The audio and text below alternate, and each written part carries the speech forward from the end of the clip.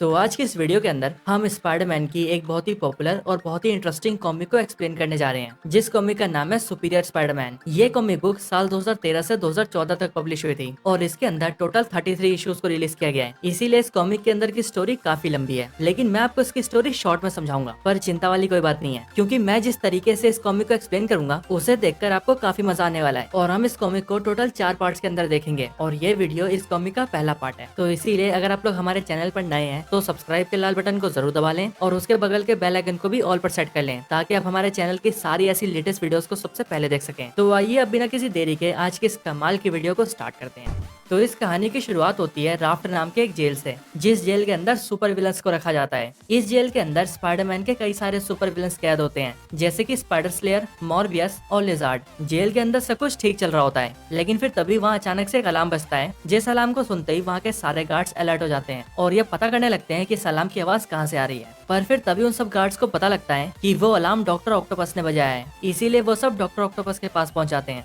इसके बाद जैसे ही हम डॉक्टर ऑक्टोपस को देखते हैं, वैसे ही हमें पता चलता है कि डॉक्टर ऑक्टोपस की हालत बहुत ज्यादा खराब है और इसका कारण डॉक्टर ऑक्टोपस के दिमाग का ट्यूमर है, जो कि धीरे धीरे करके उसकी जान ले रहा है। उसके ब्रेन ट्यूमर की वजह से उसकी पूरी बॉडी भी खराब हो चुकी थी और वो बिल्कुल ही मरने की हालत में आ चुका था। वो सारे गार्ड्स वहाँ कर डॉक्टर से पूछते हैं कि डॉक्टर ऑक्टोपस ने अपना अलार्म क्यों बजाया है, और फिर ये सब सुनकर वो डॉक्टर्स उन्हें बताते हैं कि ये डॉक्टर ऑक्टोपस काफी टाइम से शांति से पड़ा हुआ था, लेकिन आज पता नहीं से क्या हो गया है। फिर तभी वो गार्ड्स देखते हैं कि डॉक्टर ऑक्टोपस कुछ बोलने की कोशिश कर रहा है, और फिर ये देखकर जब एक गार्ड उसके पास आता है तब उसे पता लगता है कि डॉक्टर ऑक्टोपस कुछ वर्ड्स बोल रहा है, और वो वर्ड्स हैं पीटर पार्कर। इसके बाद ही हम स्पाइडरमैन को देखते हैं, जो कि न्यूयॉर्क सिटी के अंदर स्विंग करते हुए अपने घर जा रहा होता है। अगले ही पल में स्पाइडरमैन अपने घर पहुंच जाता है और फिर वो आईने के सामने आकर अपना मास्क उतारता है। वो सोचने लगता है कि पिछले काफी टाइम से उसकी लाइफ में सब कुछ ठीक चल रहा है और ऐसा उसके साथ बहुत कम ही होता है। अभी उसकी लाइफ में सब कुछ अच्छा था, उसके पास एक अच्छी सी जॉब थी, वो और मैरी जेन साथ थे और काफी टाइम से उस पर या उसके किसी जानने वाले पर कोई हमला भी नहीं हुआ था।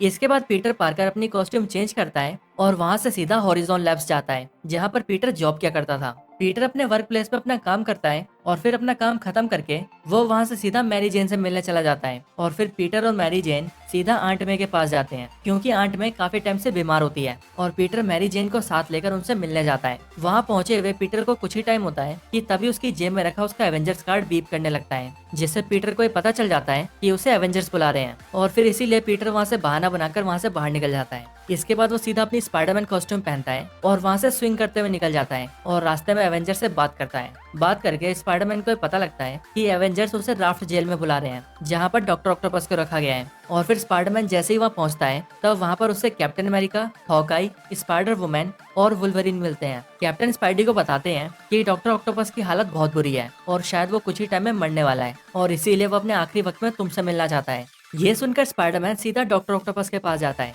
और डॉक्टर ऑक्टोपस के पास आकर उससे कहता है, तुम मुझसे मिलना चाहते थे ना, लो मैं आ गया, बोलो क्या बोलना है। पीटर की इन बातों को सुनकर डॉक्टर ऑक्टोपस धीरे से 2 शब्द कहता है, पीटर पार्कर। ये सुनकर स्पाइडरमैन अपना मास्क उतारता है और कहता है, हाँ मैं हूँ पीटर पार्कर। लेकिन ये सुनकर डॉक्टर ऑक्टोपस कहता है, नहीं पीटर पार्कर मैं हूँ। इसके बाद स्पाइडरमैन बोलता है, अब तुम पीटर पार्कर नहीं हो बल्कि मैं हूँ। और फिर यहाँ पर हमें पता चलता है कि कुछ टाइम पहले ही डॉक्टर ऑक्टोपस ने अपने दिमाग को पीटर पार्कर के दिमाग के साथ एक्सचेंज कर लिया है, इसीलिए अब इन दोनों की कॉन्शियसनेस एक दूसरे के साथ एक्सचेंज हो चुकी है। यानी कि पीटर पार्कर की कॉन्शियसनेस डॉक्टर ऑक्टोपस के अंदर आ चुकी है और डॉक्टर ऑक्टोपस की कॉन्शियसनेस पीटर पार्कर के अंदर आ चुकी है। इन दोनों की इन बातों के दौरान ही डॉक्टर ऑक्टोपस की बॉडी के अंदर हलचल होने लगती है और उसके दिल की धड़कनें रुकने लगती है, और इसीलिए देखकर वहाँ पर बहुत सारे डॉक्टर्स आ जाते हैं और डॉक्टर ऑक्टोपस को बचाने की कोशिश करने लगते हैं। ये देखकर स्पाइडरमैन वहाँ से जाने लगता है तो उसके जाते हुए एवेंजर्स उससे पूछते हैं, उसने तुमसे क्या कहा पीटर? पर स्पाइडरमैन उनसे बोलता है, नहीं कुछ खास नहीं, बस गुड बाय बोल रहा था। और फिर ये बोलते स्पाइडरमैन वहाँ से चला जाता है। लेकिन अंदर हम देखते हैं कि काफी कोशिशों के बाद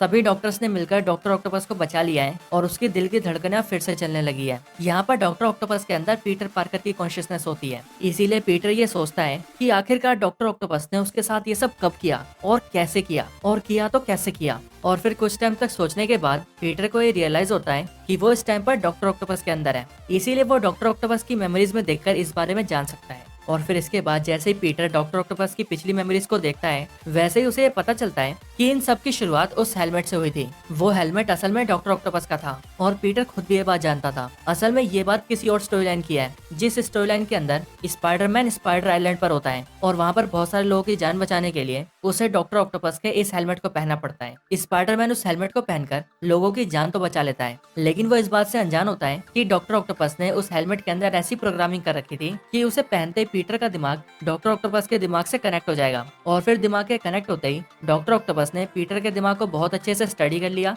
और उसके दिमाग की प्रोग्रामिंग को चेंज कर दिया। जिसके बाद डॉक्टर ऑक्टोपस ने एक ऐसा रोबोट बनाया जिसमें उसने अपनी कॉन्शियसनेस को डाल दिया और फिर उसे अपने दिमाग से कंट्रोल करते हुए उसने उस रोबोट को स्पाइडरमैन के पास भेज दिया। स्पाइडरमैन उस दौरान हॉबगॉब्लिन से फाइट कर रहा था और क्योंकि वो उस टाइम पर बहुत बिजी था, इसीलिए इस बात का फायदा उठाकर उस रोबोट ने स्पाइडरमैन के सर के पीछे अपने टेंटिकल्स को घुसा दिया और पीटर के दिमाग के अंदर डॉक्टर ऑक्टोपस की कॉन्शियसनेस को डाल दिया और पीटर की कॉन्शियसनेस को निकालकर डॉक्टर ऑक्टोपस के दिमाग में ट्रांसफर कर दिया। जिसके बाद डॉक्टर ऑक्टोपस पीटर पार्कर बन गया और पीटर पार्कर बन गया डॉक्टर ऑक्टोपस। और अब क्योंकि इन दोनों की कॉन्शियसनेस चेंज हो चुकी है, इसीलिए यहाँ से हम डॉक्टर ऑक्टोपस को पीटर पार्कर बोलेंगे क्योंकि वही डॉक्टर ऑक्टोपस के अंदर है और पीटर पार्कर को डॉक्टर ऑक्टोपस बोलेंगे क्योंकि डॉक्टर ऑक्टोपस ने पीटर की बॉडी को टेक ओवर कर रखा है।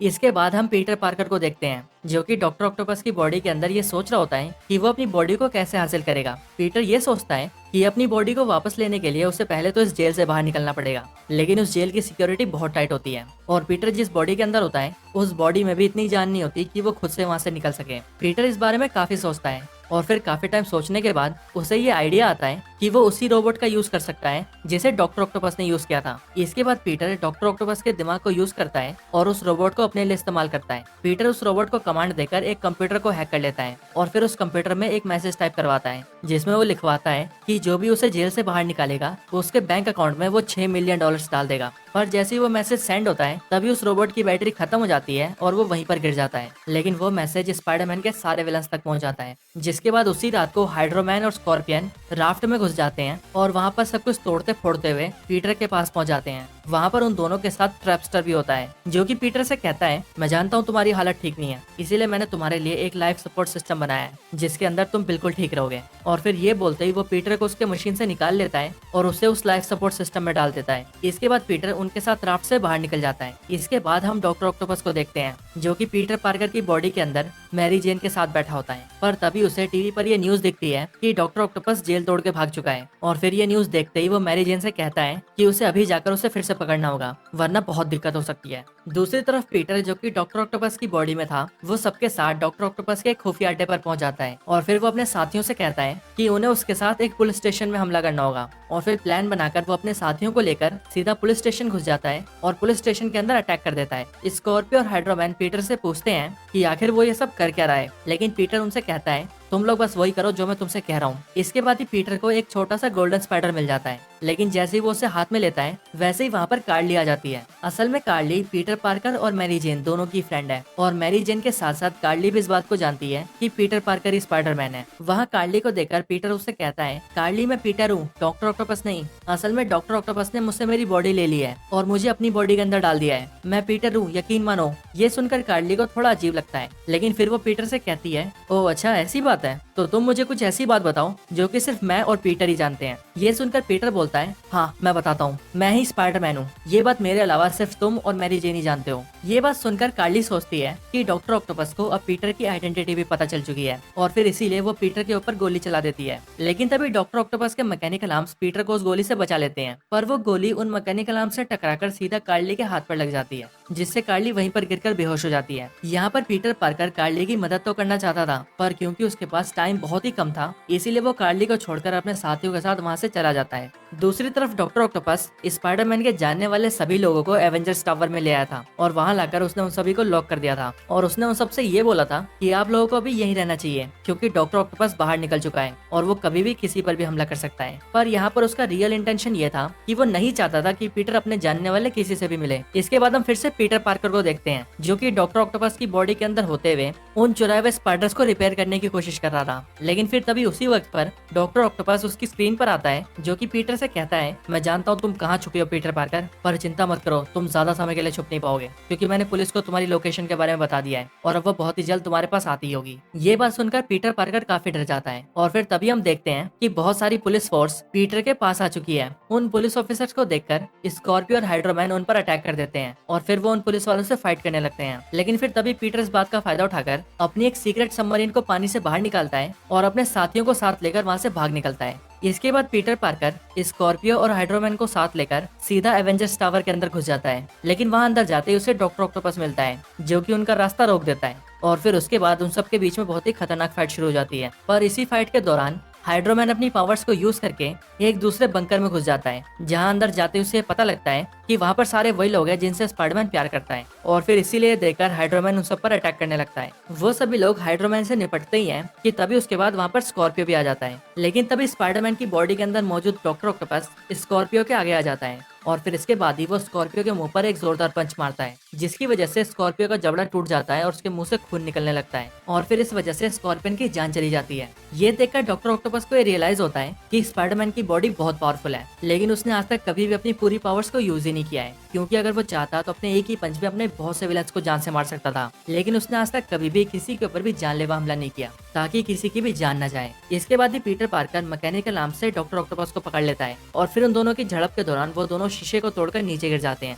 नीचे गिरते हुए डॉक्टर ऑक्टोपस वेब्स को शूट करके जमीन पर एक एयरबैग बना लेता है जिस वजह से वो दोनों जमीन से टकराने से बच जाते हैं और उन दोनों की जान बच जाती है। लेकिन भले ही उनकी जान बच जाती है पर वो दोनों बहुत ज्यादा घायल हो जाते हैं और फिर इसी बात का फायदा उठाकर पीटर उस रोबोट को डॉक्टर ऑक्टोपस के ऊपर छोड़ देता है ताकि वो अपनी बॉडी से डॉक्टर ऑक्टोपस को निकालकर अपनी कॉन्शियसनेस को वापस डाल सके।